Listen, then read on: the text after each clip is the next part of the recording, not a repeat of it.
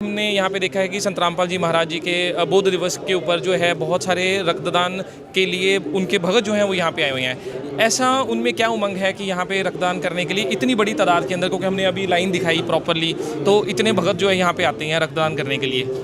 ये सारा संत रामपाल जी महाराज की दया और कृपा है।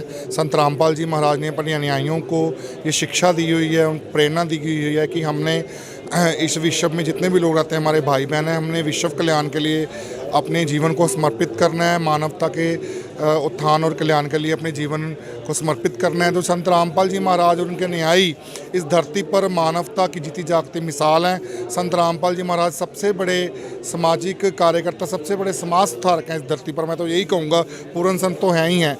जितने भी सामाजिक कार्य हैं, चाहे वो अन्नपूर्णा मुहिम हो, चाहे वो वृक्षारोपण हो, कोरोना में बाढ़ पीड़ितों और ज़रूरतमंद लोगों की मदद हो, चाहे बॉडी डोनेशन हो और आई डोनेशन हो, दंग चिकित्सा हो, और ब्लड डोनेशन, खूनदान, जिसको जीवन दान बोला गया, महादान बोला गया।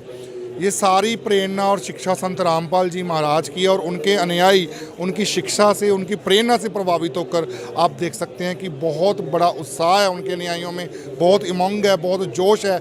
वो इतनी बड़ी संख्या में ब्लड डोनेट करने के लिए हर समागम में इकट्ठे होते हैं। पिछला समागम अभी 8-10 दिन पहले हुआ था, और इससे आगे भी 5-10 दिन के गैप पर समागम है। समागम का गैप जितना मर्जी हो, कुछ दिनों के बाद ही समागम आ जाए, लेकिन अनुयायियों की संख्या में, तादाद में, जोश में और उमंग में कभी कोई कमी नज़र नहीं आती है। सारी कृपा संत रामपाल जी महाराज की है, जो उन्होंने शिक्षा और प्रेरणा अपने अनुयायियों को दी हुई है।